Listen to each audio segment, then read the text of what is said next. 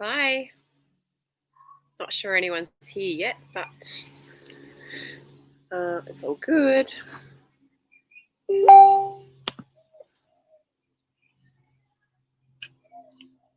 I should have my glasses on or glasses off, guys. What do you reckon? Laura should be on her way real soon. She's just got stuck having a chat to someone. So just thought I'd jump on and say what a beautiful weekend it is. It's so lovely sitting out in the sun, enjoying that vitamin D. And thought we'd just give everyone the opportunity to ask questions if anyone has any questions. More than happy to help you and answer them. How was trick-or-treating? We had lots of fun. We actually put some treat bags out for dogs this year instead of for the kids, so that was pretty fun. They really enjoyed coming up to the gate and grabbing their treat bag, and off they went. And popped some chicken feet in there and some kangaroo lung, kangaroo heart, lamb's ears. So yeah, that was pretty cool. Lots and lots of fun. How's your weekend, guys? Send us a message. Let us know you're here. Thumbs up. Love, like, share, whatever you want to do. And hopefully you can hear me okay. I think I connected my Bluetooth. Can you hear me all right?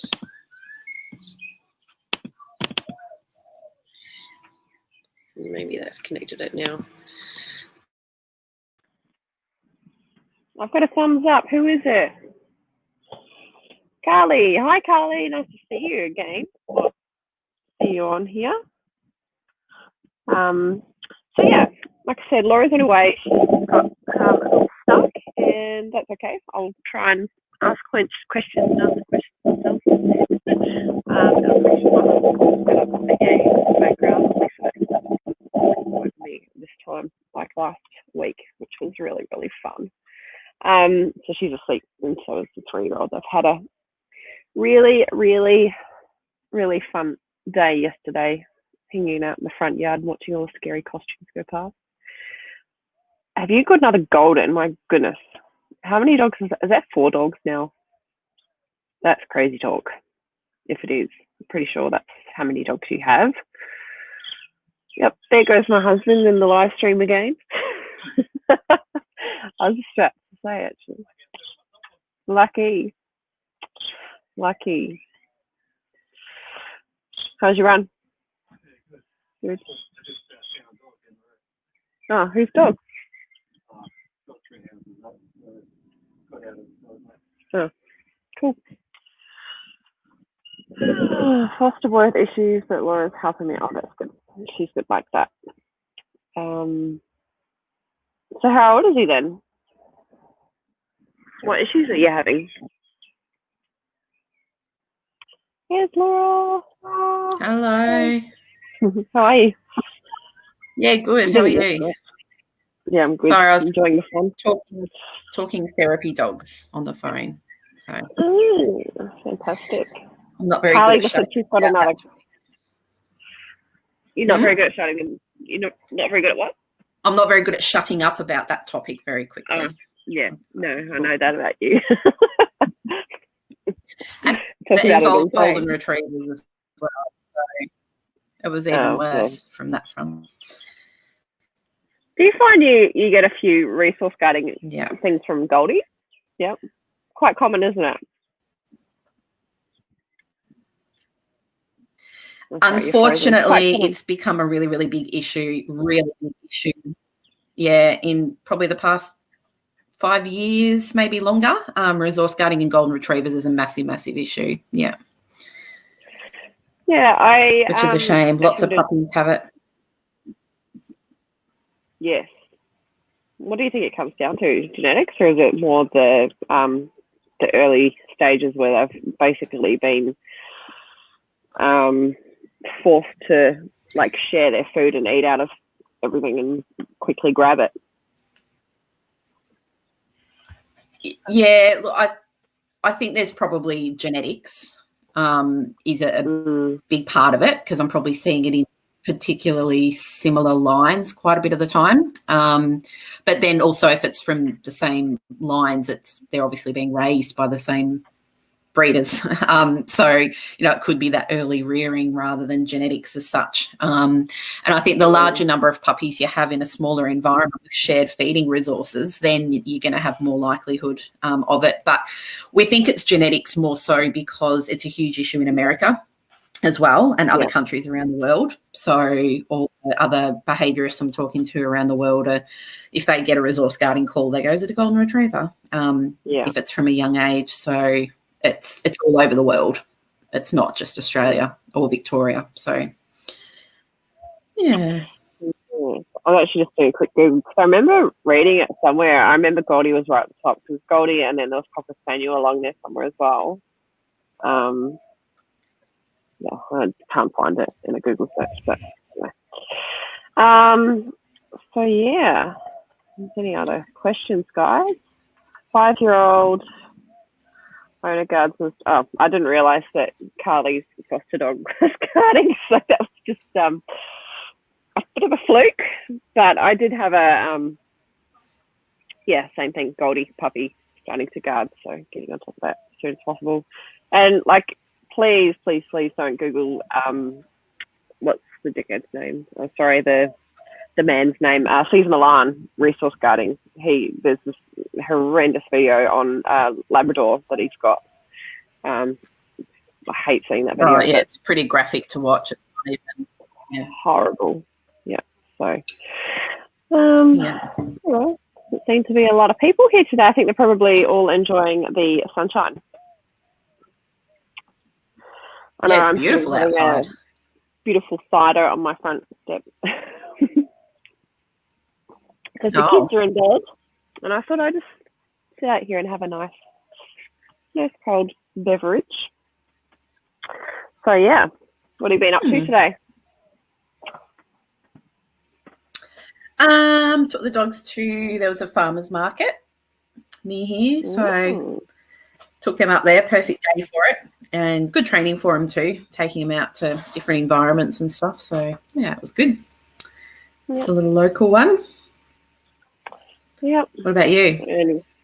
I've just been working, clean the house. You know what you do on Sundays: clean the house, do the dishes, after the kids, run around after them. Put a couple of new toys up on the Facebook on the web page. So I got some cool little Christmas toys came in. So yeah, just chugging along. Can't wait to go back to work tomorrow. So excited to get out in the sunshine. It's supposed to be like 27 on Tuesday, which we're not working, obviously, Melbourne Cup. But it's going to be warm and then get cold again. The first Melbourne Cup I've ever known to be a sunny day. It's usually wet and miserable and cold and, soggy ground. And they're worried about the soggy ground. And this week it's going to be warm, hot, and nobody's going to be able to go. That's quite comical, actually. Yeah, it's a bit sucky for everyone. Not really into the horse racing, to be honest. What can we talk about dog training wise? Well, I don't know. No. No one's here, so, We need some. Thank you. Has anyone got any dog training questions? My phone was in the pantry. Pardon? Oh. Okay. For some reason, yours, I don't know whether it's my internet, but you keep freezing on my computer. I was doing that last week, wasn't it? I don't know why. It might be the internet connection because it's not hard. I'll see if I can hotspot it from my phone. And if you're outside too, maybe it's a bit further away. Hi, Kerry. Luna. Kerry's just said hi. Hi, Kerry. Kerry's moved to Adelaide. I don't get to see them anymore. And they're beautiful girls. Moved to Adelaide. How's family. Adelaide? But I get to Facebook. Adelaide's pretty much back to normal, right? I said Adelaide's pretty much back to normal now, right? Yeah, I think Adelaide. Yeah, I don't think they probably had it too restricted either, really, overall. I think they did pretty okay. But what she said, since the move, Luna's become a bit more fear reactive with people and dogs. Yeah, I'm not too surprised, unfortunately. So Kerry's got a beautiful bulldog called Luna. So she's English bulldog. And they got her when she was a bit older, rehomed from a breeder. So, and she was a little bit fear reactive to people and other dogs. So I guess with a move interstate, it can definitely be a bit of a trigger for things to get a bit worse, unfortunately, just with the stress of a new environment and everything changing. So have I got you back now, Jasmine? You were just completely gone there. Yeah, no, I changed it over to my my phone hotspot. Thought it might help. Oh, okay, yeah, no, that's a lot better. No, I was just saying, I don't know whether you heard what I was saying about Luna, because Kerry's... No. So Kerry's got a beautiful English bulldog that was rehomed a little bit older, some more adolescence, early adulthood from a breeder, and she was shy. And then as she became an adult, was a little bit more, I guess, avert with her feeling fearful. So a bit more charging, barky sort of behaviour. And since they've moved, it's gotten a bit worse. I was just saying, massive changes like moves into state and changing household and COVID and living in different homes and things like that can be a huge trigger for things to go backwards and get a little bit worse. And she's just saying that her brother's dog is scared of dogs and barks as well. So if they're walking together with another dog that's also reactive, they're going to mirror each other. Yeah. So I guess in terms of that, Kerry, and feel free to give advice to Jazz, it's always good to have different opinions, but I'd be making her world very, very small for a while until she settles in, giving her plenty of space, very minimal exposure to other dogs and people, huge distances, lots of enrichment and sniffy work and just that same. So we've done a lot of look at that. So noticing counter conditioning stuff with her. So going back to basics with her, not walking with a dog that is reacting as well. So just going by herself. Sometimes if you've got a really confident, relaxed dog, going with another dog can be helpful. But if the other dog's fearful and reacting too, it's not. Yeah, they feed off each other. Try pheromones? I don't know. If Kerry... You can even comment whether she's tried Adaptil. I think we have tried an Adaptil collar. We've talked about Adaptil and Zilkene and stuff. I've given her some names of trainers in Adelaide. There's some really, really good trainers in Adelaide, so hopefully she'll get some help there. But, yeah, and I think COVID just in itself is making dogs' behaviour go backwards too. It's just really... And feel free to anyone else ask any questions. But, yeah, our dogs are struggling. It's very, very different. So many dogs are out there with owners as well because people are home and going out more with their dogs. So there's a lot more intense exposure. I might just add that how is your dog coping through COVID?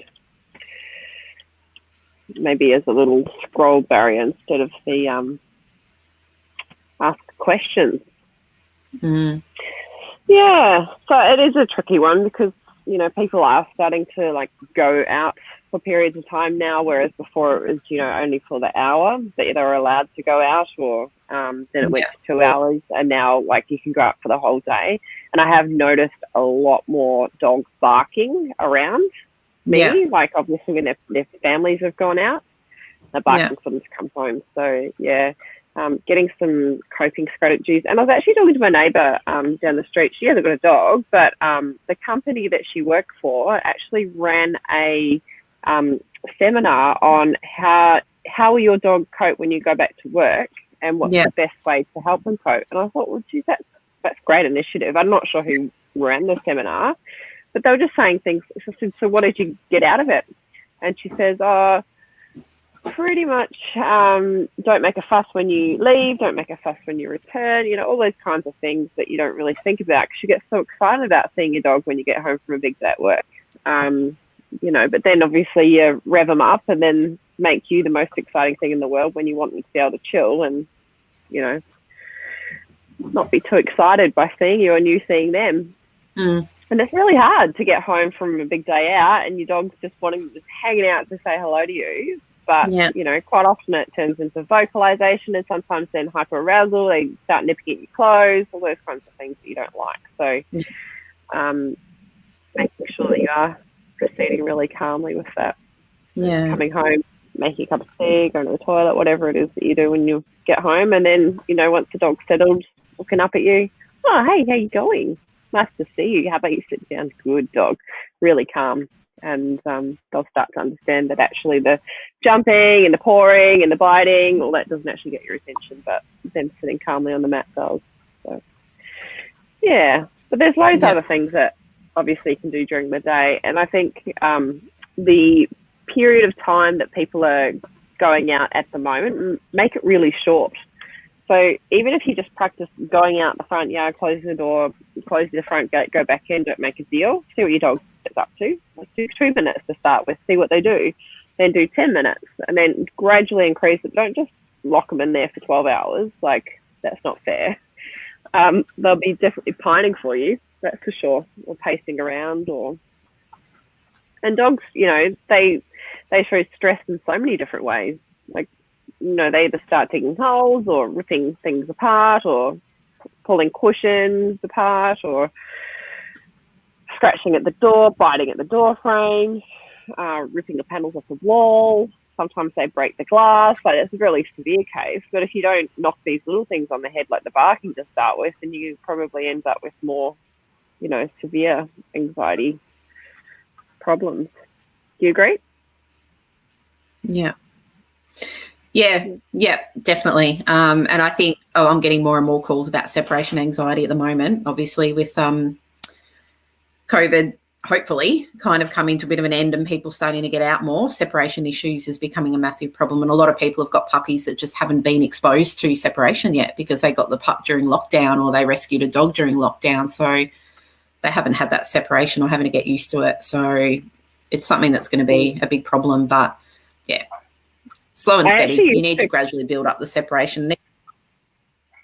Yeah, I used to cringe when people said, oh, we're getting a puppy for Christmas, not because of the fact that they're getting a puppy as a gift, but more the fact that they're going to be home for like 4 to 6 weeks with the kids on school holidays or whatever, and then bang, all of a sudden, mum and dad are back at work, kids are back at work, and it used to make me like freak out. But now it's like everyone's got a puppy in COVID and everyone's been home the whole time, and now all of a sudden the puppy's going to be, you know, where on earth is my family gone? But you know what, after all, I don't think COVID is going to, like, the normal is going to be like it was before, where we're going into the office every single day and, you know, the whole family's out of the house. Sometimes it'd be quite different to what we know and what it was before, but they still, especially if they're people who work in emergency services or, you know, those essential workers, doctors, nurses and police and whatever else, they have to go to work and they have to go to a shift. They can't just work from home. So they're the kinds of dogs that are probably used to it because not much has changed through COVID for them. So people sometimes ask, do you think getting another dog would help with, you know, them being bored? Trick question there. My answer to that would be some occasions it does, but no. You've got to get the first one sorted before you get a second one, otherwise you probably end up with 2 that do the same thing.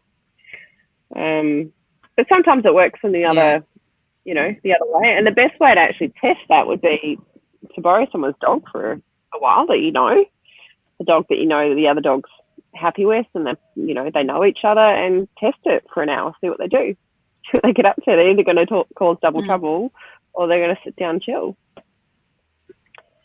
And so what's the difference between isolation and separation anxiety? That's a good question, right? So if you've got a dog that... so it depends. Yeah. Depends on what it is that the anxiety is about. If it's about the human or if it's about just being alone in general. Yeah. I think it's harder when it's about the human. Yeah. It's way harder. Yeah. Yeah, definitely. I think that's a really good test. Like, you could even just have a friend's dog or a playmate that you know that your dog gets along well with, and have a play date in the yard and then go and leave them alone. If it's safe to, I would definitely set up a camera first. There's some really good apps that you can get, and I've just gotten some on my phone just to test the dog monitor, Barkio, things like that, and set up a camera, because if your dog's really anxious being left alone and they're scratching and barking at a fence and the playmate's there trying to get their attention, the dog could redirect that distress aggressively onto the other dog.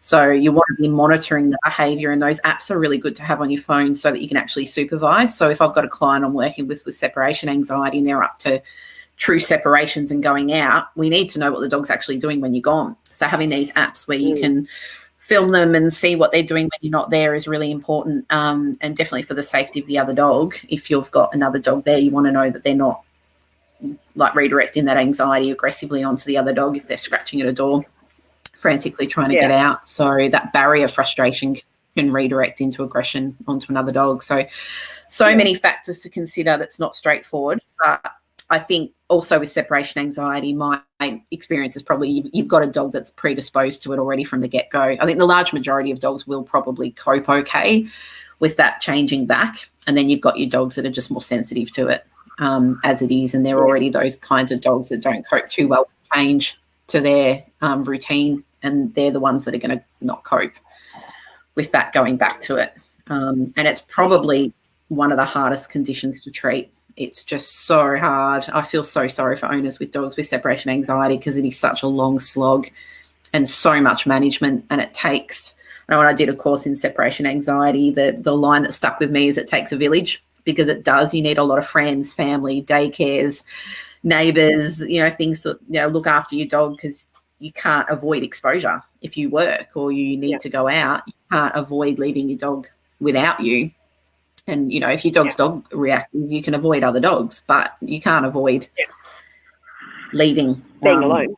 So it's really, really hard. And it's quite debilitating on people, because, they all of a sudden have to change the way that they live because of the dogs. Like, we can't go out, and it's not. It's stressful. One's got to go out without them. You go shopping. We can't go shopping together because someone's got to be home with the dog. And, it really takes a toll.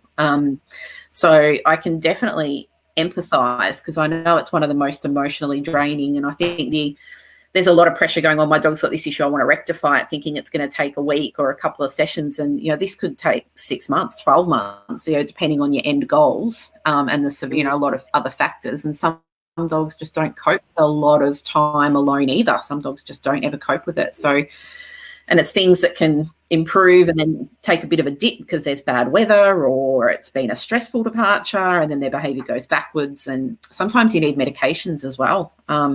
That's a contentious point, talking about medication. But I think they have a place in really unwell dogs. So you might need to see a vet behaviourist and consider medication and things like that too to help some dogs. So.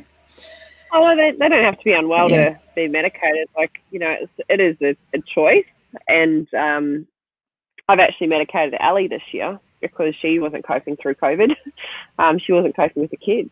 And so I'm chatting to my vet, and he said, whatever you think, Jazz, like, dogs, them inside out. If you think it's time, then absolutely go for it. I'll write you a script out. And I've noticed a big change in her, but it's still not the change that I was needing or wanting. And I think she's fine with my older son because he's a little bit calmer and he doesn't chase her up and down the hallway and all of those things. So it's about managing the kids more so than the Allie dog. But I've noticed she's a lot calmer and she doesn't spook as much, and she's definitely a lot more chilled with it. She's not a zombie. She's certainly not a zombie. She's got the dose right and everything. But if the dose isn't right and if you're not seeing any effects, like, keep it going for the period of time that they specify to see effects, which is sort of anywhere between 6 to 12 weeks. And then if you don't notice any change, then maybe it's not for you and you can switch to a different one, because not all drugs work as effectively on different dogs or people. So why they change it up if it doesn't work first time around. So. But it's not a long-term plan for her. It was just to take the edge off while the kids were home and annoy her. So, but our management is we've got a separate room, and she, if she's getting scared, we pop her in there and the music on and she chills out. She literally sleeps all day. That's all she wants to do anyway. So I've dropped her to a friend's house as well, which is really helpful. And there's a lady around the road who often takes her for the day, and they just retired and she just chilled out with them. So management, like you said, whether it's separation anxiety or it's generalized anxiety, it doesn't matter. Like, you just got to manage it the best that you can and do what's right for the dog at the end of the day. Yeah. So, and I think, that brings up a really good point that it's not, from the get-go, I guess a lot of people think, well, we're trainers, so our dogs are all kind of robots and perfectly behaved and have no issues, but they're still living beings and they do. But I think with every dog, management is going to play a role, training is going to play another role, medication might play another role, enrichment, exercise, all that sort of stuff. It's not just training. There's so many things that might be needed. And I think there's definitely a massive stigma still around psychotropic meds for dogs. That I don't know whether you get asked a lot about meds, but I definitely do. And I think probably the common ones I hear is that it's going to change their personality and they don't want to lose their dog's personality, or the other one is that they're going to be a zombie or they're going to be completely sedated, which are two probably the biggest myths around medications with dogs that I hear a bit. What about you? Yeah. Well, I do notice a very zombie-like effect with the trazodone, but that's what it's designed to do. But you don't put it on every day. It's through an event.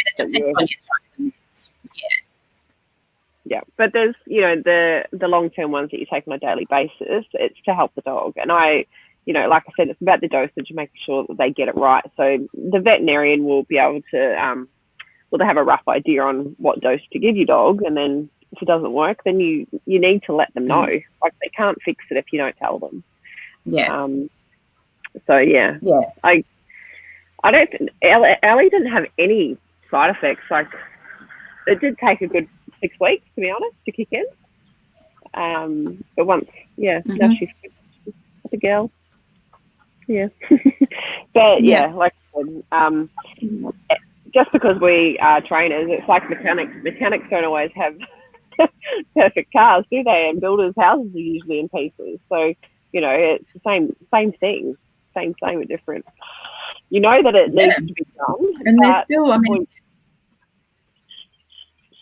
sometimes I think, geez, these clients are freaking amazing. Like, look at what they've done. I'd never have the time to do that with my dog, but I've set them up with the techniques to do it, and I've spent the time and I've done it.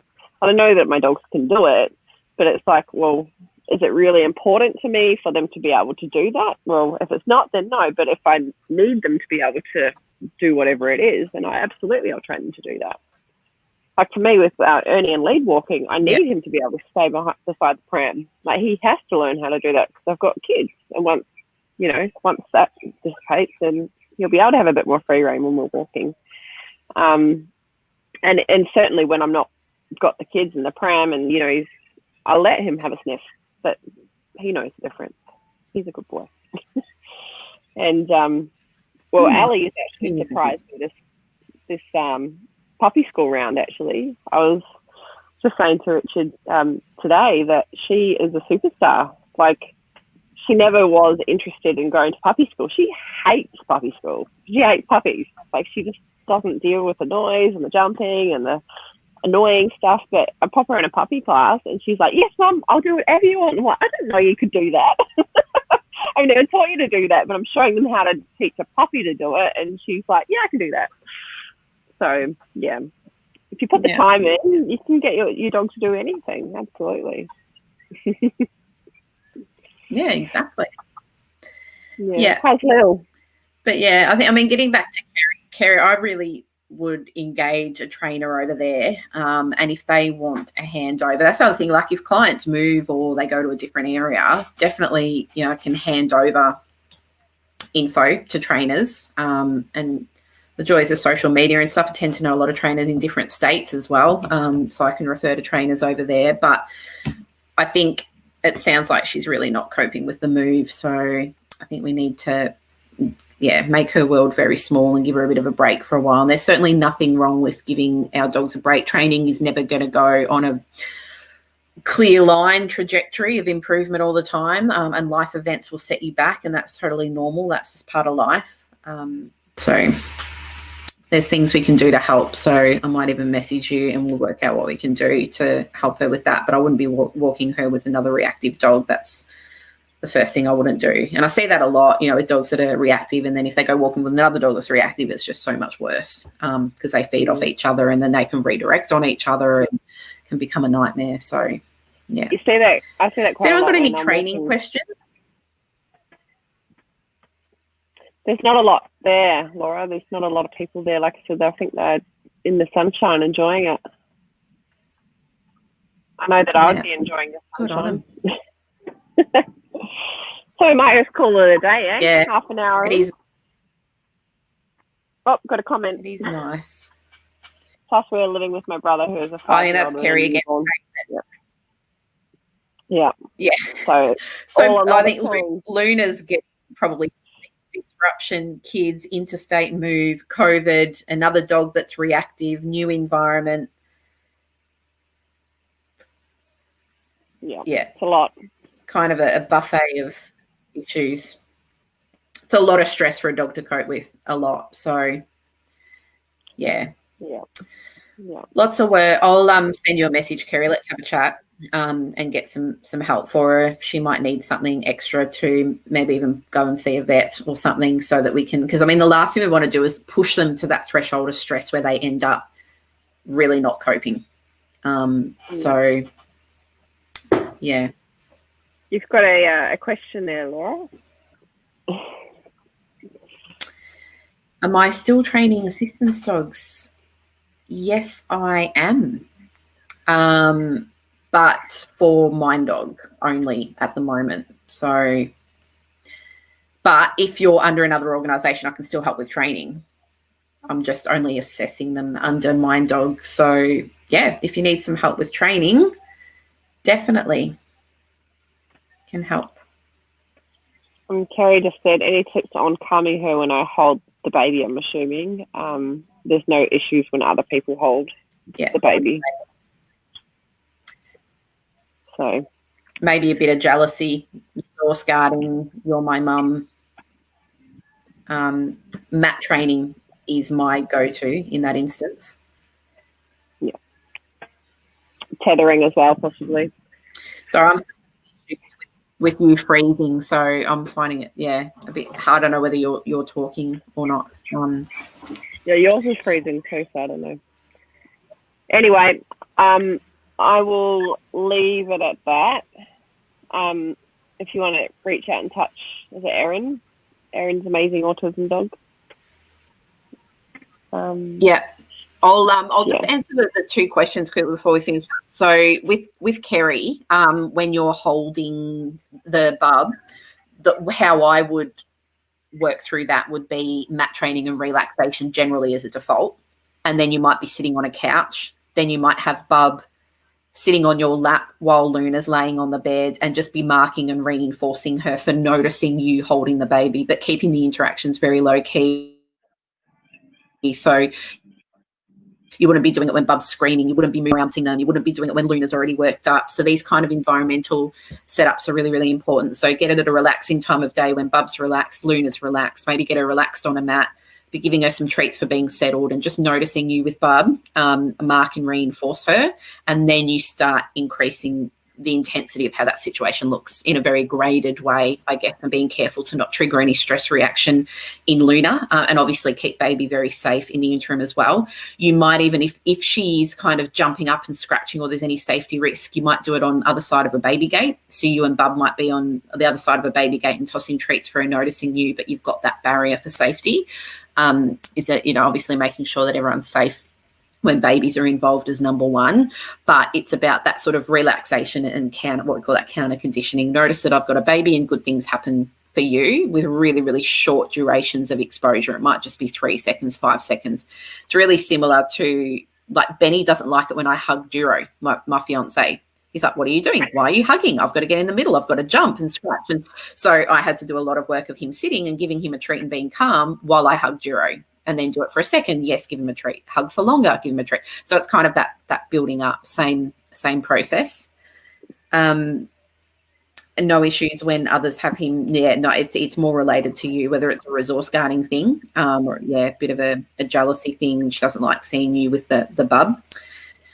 I guess the other with problem the pat, with, sorry, just to butt in there, with the saying to Kerry with the reinforcement, it'd be pretty tricky for her to do that when she's holding onto a baby. So ways of managing that is you could teach her use a treat and train, or you could get somebody else to stand and reinforce the dog, or you could use it on a tether as well. So having someone holding the dog while she's holding the baby and just dropping treats while the dog looks at mum and baby, because you don't want to be getting up and down towards the dog and to reinforce them, unless they're very good at catching, which I probably wouldn't encourage that snapping and grabbing behaviour when you've got a baby around. But yeah, a treat and train is probably a cool option as well. You'd have to be really good at tossing the treats onto a mat and not have bouncy treats, and have really good aim between the paws. Yeah. But Kerry's hubby Ian is sensational. He's always come along to training, really, really good handler. So Kerry, get Ian. Yeah, get him on the marking and dropping treats. And it's okay, mum's got a baby, but yes, food's on offer here with dad. Good noticing, yes, get a treat for noticing, and jackpot. Yep. So get Ian having her on a lead even, so that you've got that layer of safety. Really good way of doing it. And just, answering Erin's question with the PAT, so public access test, I do all the PATs through MindDog still. So PAT's your public access test. So I don't privately PAT, but there's nothing against the law saying that I couldn't, because you don't technically need a PAT to be an assistance dog. So feel free to send me a message, and I'm happy to answer. If you need a PAT for anything legally, I could probably do one, but you don't technically need one, or you can do it under MindDog. So, but feel free to shoot me a message and I can help you navigate that and the annoying legislation. Fun times, eh? All right. Yeah. Take care. Enjoy the rest of your day. I'm going to go take my dogs out. Yeah, beautiful. Yeah. Yeah. Enjoy. Get out there. Thanks for watching, everyone. Cool. I will chat to you soon. Thumbs up.